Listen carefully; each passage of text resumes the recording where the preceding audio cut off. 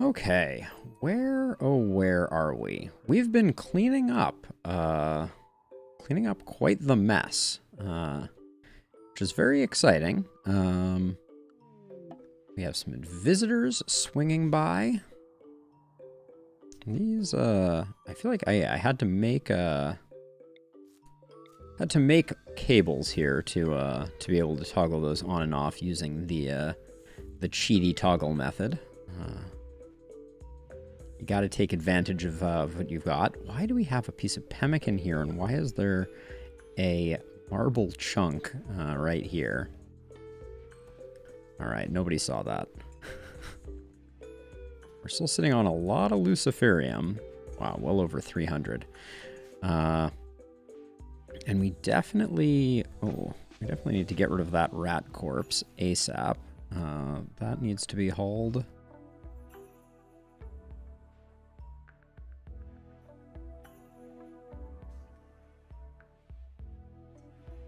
All right, and yeah, things are seeming pretty stable. I feel like I should just saw some bits and bobs that need. Is this currently? Yeah, this is in need of a haul. And there's some bits and pieces out here that need to we need to get better at cleaning up after ourselves. That can all go away because that is, yeah, this is all bows. We want those to deteriorate. We could put a crematorium here. Is that what it's called? Yeah, an electric crematorium. All right. We could put one here and have people work on that stuff. Hello. But seems hardly worth the price of admission. Oh yeah, we've been working our way up this way, which feels pretty good. Ooh, why are you gathering here? I definitely don't want this to be a gathering spot. That much is for certain. And I guess we can, well, let's look at our, we're in the wake of some events right now, so I think we probably can leverage the bears a bit more to clean things up, and probably also deconstruct these.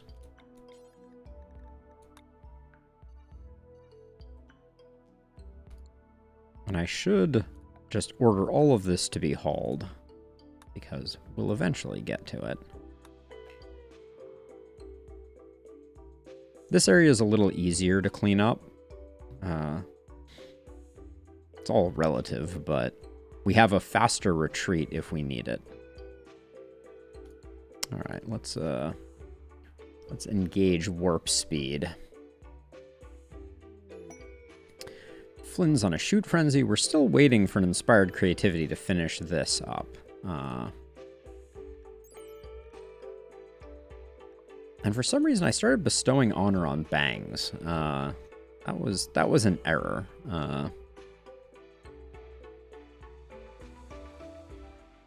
And I think now we're working on Tony, if I recall correctly. Have I started putting some honor on you, Tony?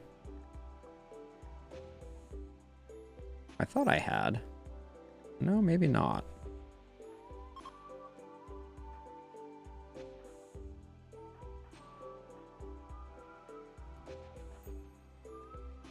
Yeah, Edie, yes. Amboss's account. And we started putting some on Bangs. I guess because Bangs is an aesthetic, I did that. Which is fine. We might want to keep pushing that forward. Just so we have a second countess. Plenty of food. More travelers swinging by. I set these to be part of the work zone, expecting that someone would come out and take care of it. I'm a little surprised to see that that has not happened. Hold on, Kenta. Did you do both? You did do both. All right. Okay, what is... Kenta's... Oh, Word of Serenity, because we don't have him currently recruited.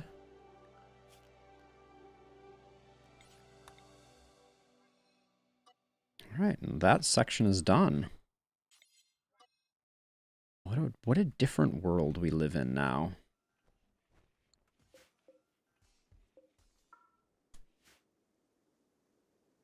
A cleaned up world.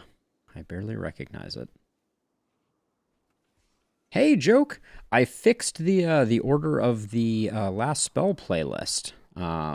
Thank you for pointing that out. It is corrected now. My day has been nice. It was kind of a low-key one. I took care of some administrative things that needed wrangling, and now I'm chilling out in the RimWorld. I don't know if this is a game that you're familiar with. I remember roguelike deck builders were on your list, but if you've never played RimWorld,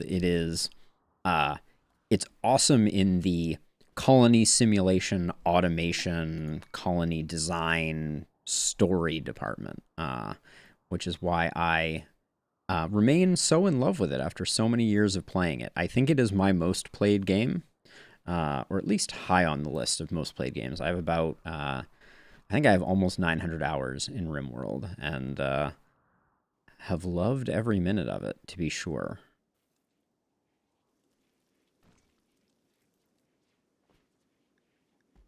At the moment, we're in a pretty late stage colony here. Everything is pretty well established, and we're just kind of enjoying the ride. Although at the moment, we're starting to overflow a bit on supplies. We should probably just make this a dumping stockpile for the moment and green light the bears into this space.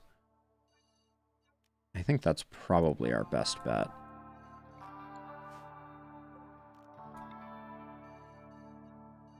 There we go. We'll get all that going. And then this, let's clear all. Let's put steel in here. I wouldn't say too eager. I just haven't gotten around to it yet. Today was not the day to do that. But I have written down on a piece of paper right here. I have both Under Rail and Vault of the Void. And those are both going to be... on the list in the very near term. So, oh, this is a beautiful thing. So we're trying to, I guess I should probably put Devil Strand in here. And cloth, it looks like. So this is going to be our new overflow, and I'm trying to react to the fact that this, which is our temporary holding space, is looking a little full at the moment. I am exactly the same way, Joke, and that is why I am particularly excited to check out. I think Vault is the first one that I'm going to take a look at. Based on your descriptions, it sounds very interesting. I did remember one other game that I don't know if you've ever run across, a game called Trials of Fire, that is in some ways I think similar to what you described Vault of the Void being like, in the sense that you basically have like a predefined deck for each class. Ooh, masterwork button down. I might have made the priority of this a little too high, if I'm being honest. It seems like we've pulled a lot of stuff out from other places, but that's okay. We'll figure that out.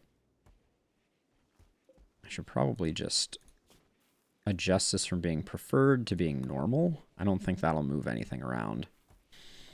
But good to get this stuff warehoused somewhere other than here, so as we have bits and pieces that come in, the polar bears will have a place to safely put it all.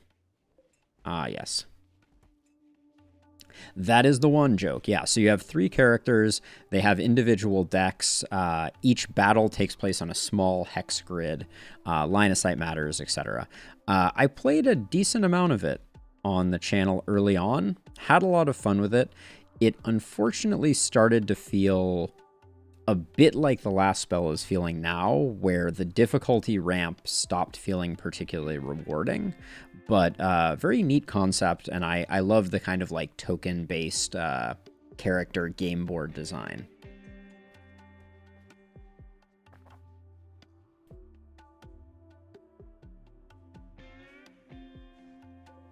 Our chem fuel supply is looking decent. How are you doing, Mugs? You have a slate block on top of your head, Mugs. Oh yeah, still suffering. Muggs is the resident prisoner and villain of our colony, to be sure. Muggs was responsible for the death of one of our 2 original polar bears. As you can see, our colony is currently has a serious polar bear infestation in the best possible way. We have almost 60 polar bears, all of which are descended from 2 polar bears, one of which is still amongst us. That would be Lolita here. Here's Lolita, still working hard. Lolita is 25 years old, which is pretty old for a polar bear. And her partner, the original 2 polar bears, her partner was Nanook, who was killed by a doomsday rocket launcher wielded by none other than Muggs.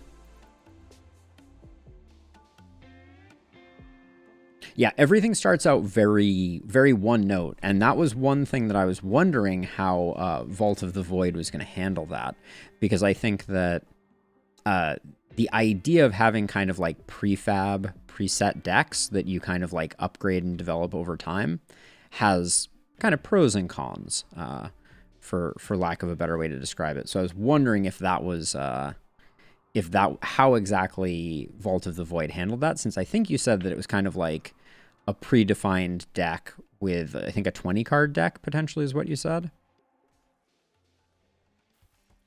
Ah, yes. So Joke, in RimWorld, to give you kind of like a high level overview. So you have colonists. Our colonists are across the top here. They each have living room where they live, etc. Then there's a wildlife tab, and within the wildlife tab are the animals that frequent your region. So we have wargs, timberwolves, turkeys, raccoons. You can hunt those animals for meat, which you need to make food, and then you can also try and tame them with varying degrees of success. When traders come by, they will sometimes carry with them already domesticated animals. And we actually spent a great deal of the money that we had on buying a breeding pair of polar bears that then bred. And if we just grab a random polar bear here and we go to its social tab, you can see that it is related to almost all of our other polar bears, but its great-great-grandmother is Lolita. Its brother, nephew, uncle, cousin, granduncle, cousin once removed is Gussie. It keeps track of all of the familial relationships, and the game is very, very dense in that regard. So, like, also clicking on this polar bear, well, if we click on someone else like Edie, you'll see every action that Edie has taken. When she tried to train one of the animals, who she talked to. For instance, Edie talked to Steroid about bayonets, and then Edie spoke about the weather with Flynn. And these actions, when friendly or not friendly, contribute to the overall relationship score of the animals. Of the colonists. So which colonists like each other or don't like each other. So as an example, we can see here that White and Edie have a very strong relationship. And that's due to some deep talks that they had, some chit-chat, and the fact that they are both body modders. So they both like to augment their body with bionics. So the RimWorld is a staggeringly deep game, but it's fun. You know, you can train these polar bears to carry things for you, to guard you, to attack when you command them to, and then also to rescue you if you're injured. They can go out into the battlefield and collect you and move you to a safe place.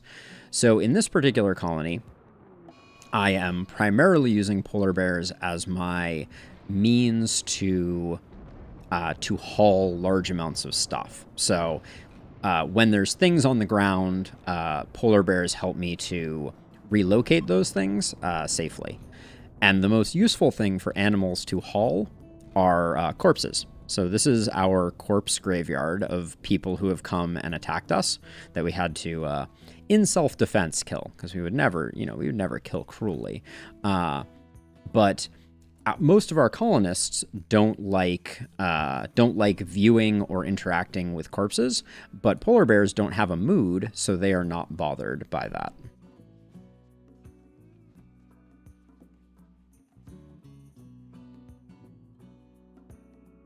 Okay, joke. So you start out with a base deck, much like the Silent has a base deck or the Ironclad has a base deck, and then you develop it over time.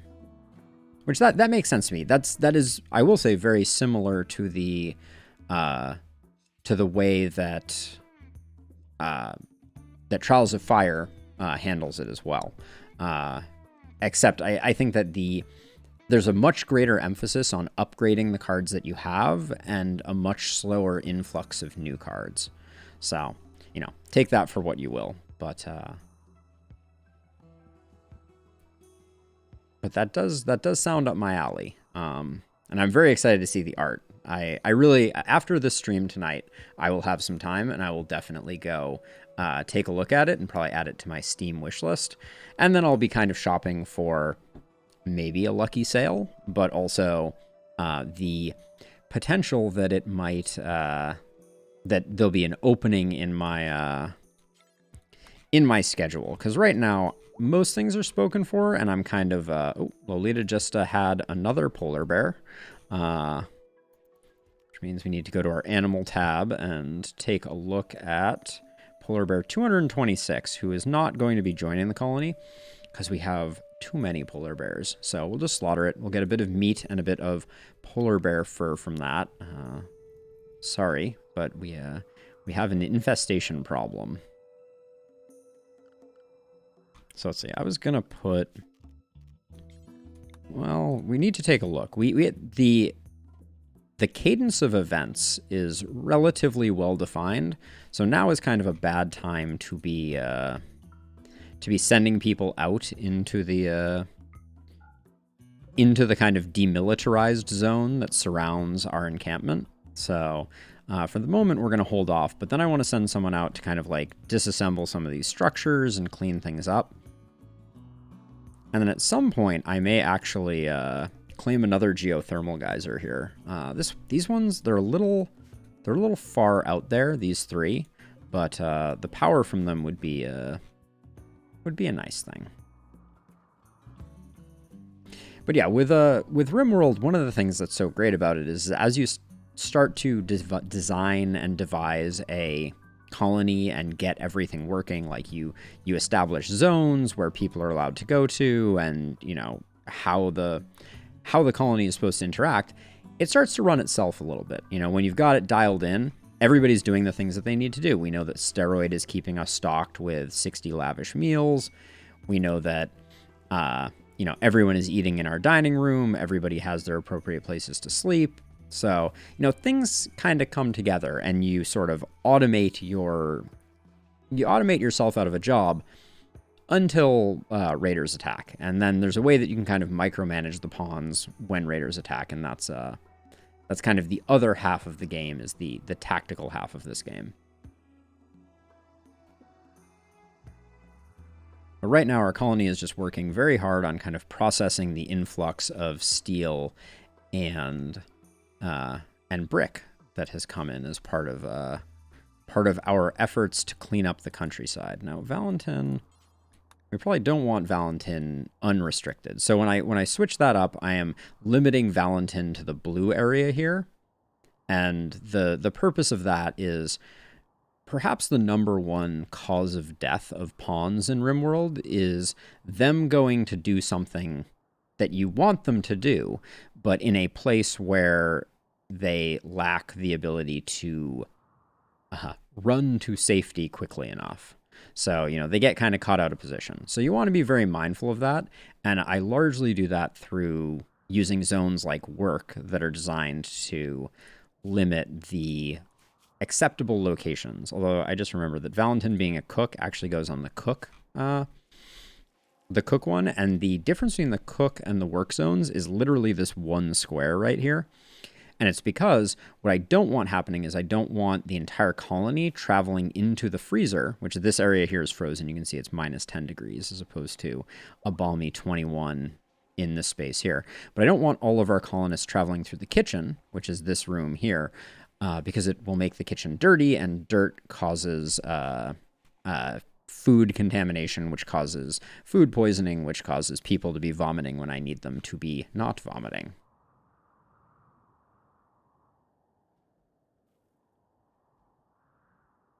Oh, so I am a huge fan of RimWorld's music. We're in a lull at the moment, but RimWorld's music really gets me in the zone. But I've watched a bit of Tropico. I've never played Tropico. I love the open-endedness that I think you're saying is not your favorite. But another one that I really love from a colony management perspective is Oxygen Not Included. I don't know if you've ever picked up that one. It's by a developer that I'm a huge fan of, Clay Interactive, and it's another really, really fun one, for sure. Here's one of those jams. Yeah, RimWorld's music is just so chill.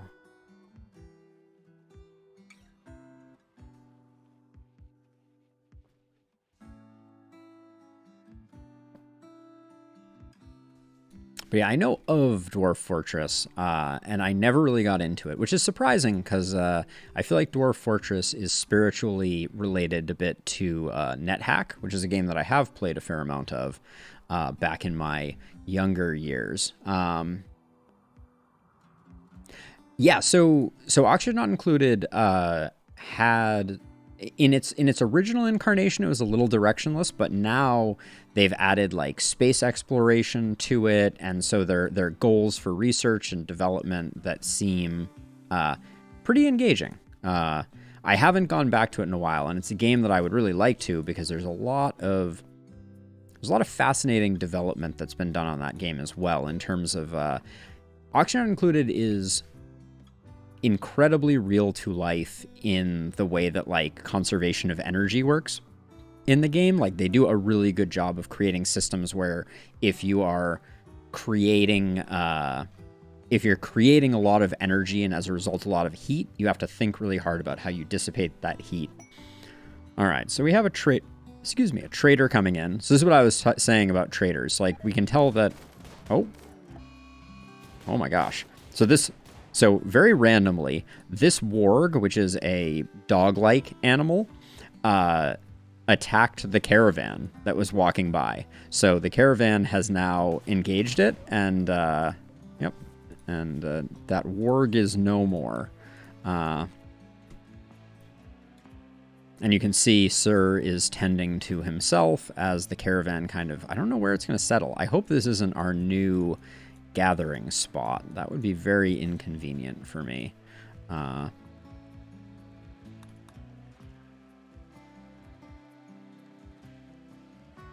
I don't want Edie having to run all the way. Yeah, this is not a great location.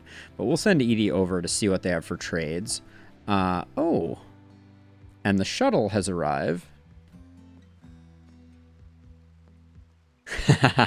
Joke, you will be surprised if you decide to play it. It's very, very well tuned in that regard, so you get kind of nothing for free. There's no such thing as free energy. You're always generating and trying to manage heat and trying to dissipate heat, and in a way there's like even like a heat death of the universe type of reality. But as a reminder, the shuttle has arrived to pick up the 3 squirrels that we were caring for, which means that Nifty, Bijou, and Crescent are now going to get loaded into a shuttle and returned to their owner in exchange for, I don't remember, maybe we got a neuroformer? It's hard to say. We got something out of it. We'll find out. All right, so this is the trading interface. We have a bunch of geese. I think I'm just gonna sell a bunch of. I mean, I don't need to sell them. We can just slaughter them for meat later. It's fine. It does look like we're gonna get rid of a lot of miscellaneous leathers, though. Every animal, for the most part, has their own leather. So we have. Our coffers are rich with leather that we don't really need. We'll pick up their advanced components. We don't need their cloth. In fact, I'm going to offload a bit. I'm going to offload a bit of the cloth that we have. We'll take all of their Nutrimine.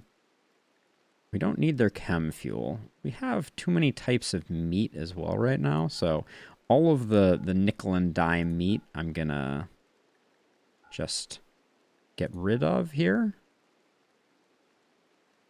Yeah, there we go. We're going to have a hard time making up 9,000 though, with only one barrel.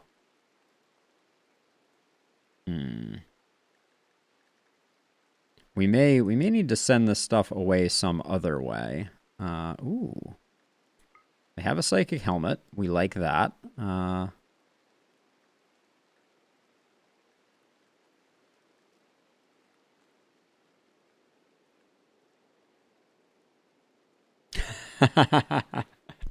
Yeah, no, I see it. I see it. And is that your background joke? Are you by trade a chemical engineer?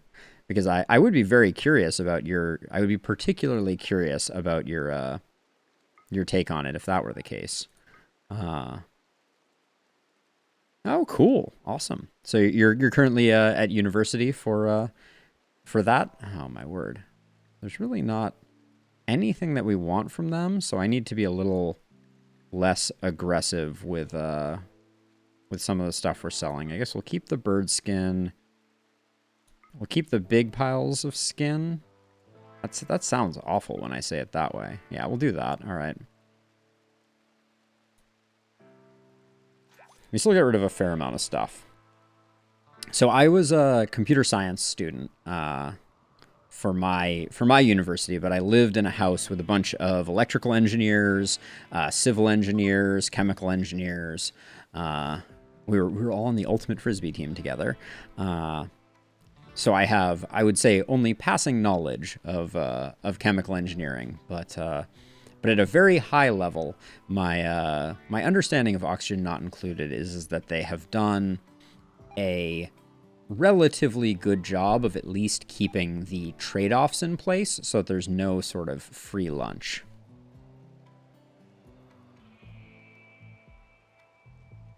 Oh, interesting. So as part of your bachelor's, you're doing kind of a study on... Oh, Sir succumbed to their wounds. That was, I would have saved them had I known. You don't pay attention for 1 second, and all of a sudden, Sir the veterinarian passed away. Heartbreaker.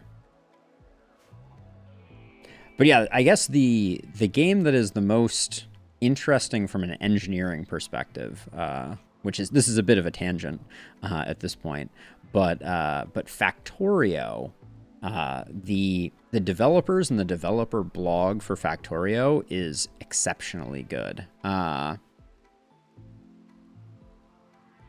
Yeah, I would say that's accurate joke. Like I'm certainly not trying to represent that they've kind of like perfectly created a realistic simulation, but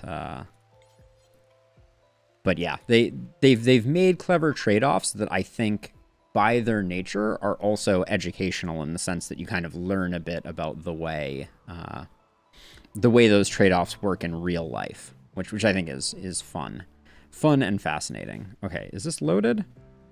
All right, let's send this off and see what. Oh, Morrison got some title action.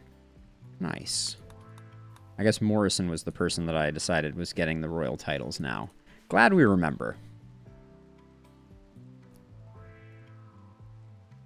In fairness, this is basically a colony full of royalty at this point.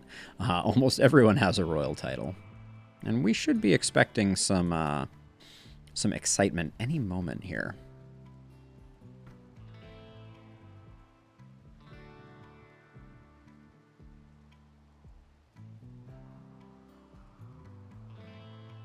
Yes, so Satisfactory and Factorio, I think, are two sides of the same coin, in the sense that that I think, other than perspective, they're very similar. The game that I actually first cut my teeth on with in terms of logistics engineering is actually Minecraft. So some of the more modded Minecrafts, like specifically in like the Feed the Beast space, are very heavy in terms of like piping, automation, crafting, those types of things. And I love those types of games as well, and have played a lot of modded Minecraft as well.